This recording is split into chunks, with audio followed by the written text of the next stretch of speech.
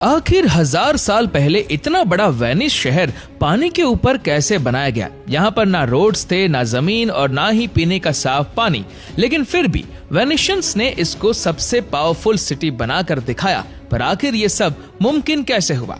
Barbarian और हंस northern Europe के कुछ खानाबदोश कबीले थे जिन्होंने रोमन एम्पायर की कमजोरी का फायदा उठाते हुए इन आइलैंड्स पर हमला किया था। उस वक्त हालात इतने गंभीर थे कि इन नरम आइलैंड्स पर रहना ही इनकी मजबूरी बन गया।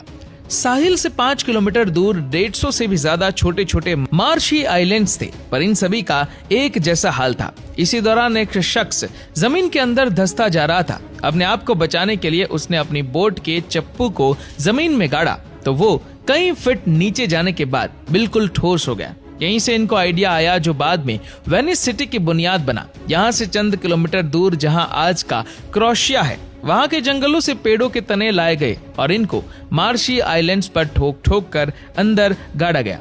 तकरीबन 5 मीटर नीचे जाने के बाद ये तने जमीन की सख्त मिट्टी में जाकर अपनी ग्रिप बना लेते थे। इनको एक दूसरे के करीब करीब अंदर ठोका जाता ताकि एक स्टेबल प्लेटफॉर्म बन सके। पाइल्स को अंदर डालने के बाद इनके ऊपर का हिस्सा काट कर लेवल किया गया और उसके ऊपर लकड़ी के तख्ते बिछाए गए ताकि पूरा लोड पाइल्स में बराबर डिवाइड हो सके। इस फाउंडेशन को पानी के लेवल से ऊपर उठाने के लिए स्पेशल लाइमस्टोन के ब्लॉक्स रखे गए।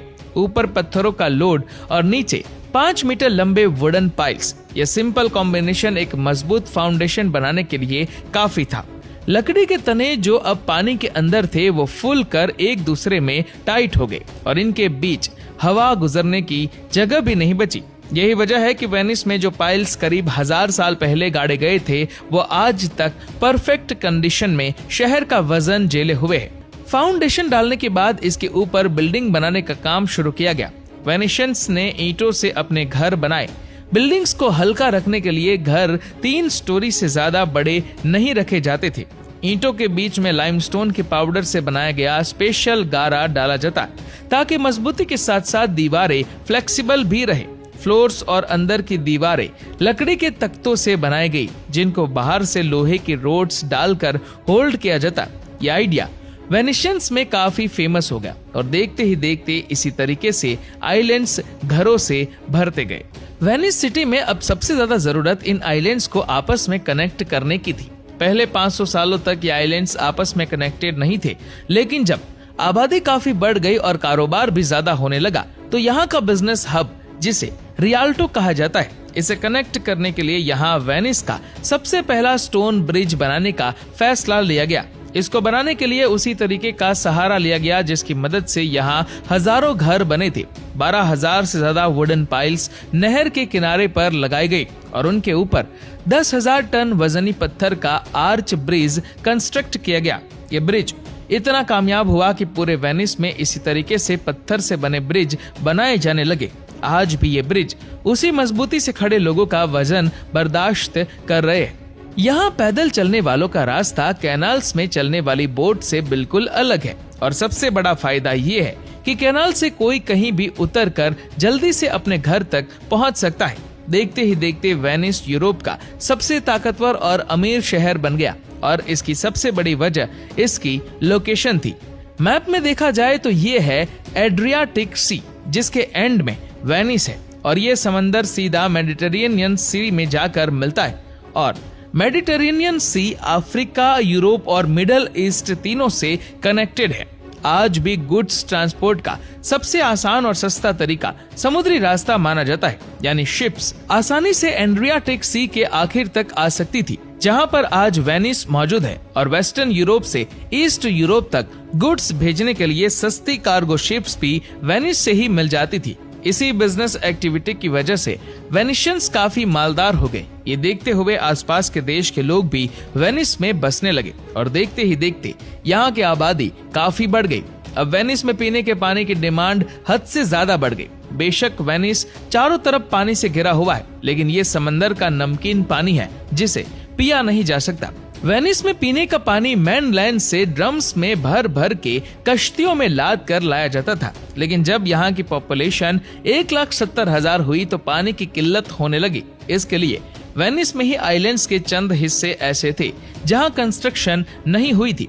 उन आइलैंड्स पे बारिश के पानी को जमा करने के लिए गहरा गड्ढा खोदा गया और उसकी दीवारों को मिट्टी और गारे से वाटरप्रूफ बनाया गया। अगर आपको लग रहा है कि इन गहरे गड्ढों में डायरेक्टली बारिश का पानी स्टोर किया जाएगा, तो ऐसा नहीं है, बल्कि वेनिशियंस की सोच इससे ज्यादा एडवांस थी। इन गड्ढों में कुओं को बनाकर इसके इर्द गिर्द रेत और पत्थर डाले गए और उनके ऊपर टाइल्स लगाकर वापस प्लेन सरफेस कर दिया गया। सरफेस पे कुछ सुराग छोड़े गए जिसमें से बारिश का पानी अंदर जा सके। ये पानी रेत और पत्थर से होता हुआ जब कुएं में जमा होता तो ये फिल्टर भी हो जाता था। पानी की फिल्टरेशन का ये नेचुरल प्रोसेस है। बारिश का पानी जब पहाड़ों से नीचे आता है तो पत्थरों और मिनरल्स से गुजरकर वो बिल्कुल साफ पीने के काबिल हो जाता है। वेनिशियंस का ये फिल्टर सिस्टम इसी बुनियाद पे काम करता है। लेकिन अभी भी वेनिस में एक बड़ा मसला मौजूद था, सीवरेज। नॉर्मली शहरों में अंडरग्राउंड सीवरेज लाइंस बिछाई जाती है जो वेस्ट को शहर से दूर लेकर जाती है, लेकिन वेनिस में ग्राउंड ही नहीं है तो सीवरेज लाइन कहाँ बिछाई जाएगी। 16वीं सेंचुरी में वेनिशियंस ने घरों से वेस्ट कलेक्शन के लिए नालियां बनाई जिनकी मदद से वेस्ट सीधा कैनाल्स में जाकर गिरता था। ये नालियां कैनाल के नॉर्मल लेवल से ऊपर रखी गई जिसकी वजह से नालियों का लिक्विड वेस्ट उसी वक्त कैनाल्स में गिर जाता था, लेकिन सॉलिड वेस्ट वहीं नाली में रह जाता था। फिर हाई टाइड के वक्त जब कैनाल्स का लेवल बढ़ता तो पानी नालियों के अंदर मौजूद सॉलिड वेस्ट को कैनाल्स में खींच लेता था। समंदर में दिन में 2 बार हाई टाइड आती है और ऐसे दिन में 2 बार नालियां खुद साफ हो जाती थी। हाई और लो टाइड्स की वजह से दिन में 2 बार समंदर का पानी वेनिस के कैनाल में दाखिल होता और पॉल्यूटेड पानी की जगह ले लेता। ऐसे ना सिर्फ घरों की नालियां बल्कि वेनिस के कैनाल्स भी साफ रहते और क्योंकि ये सॉल्ट वाटर है जो कि डिसइंफेक्टेंट के तौर पे भी काम करता है।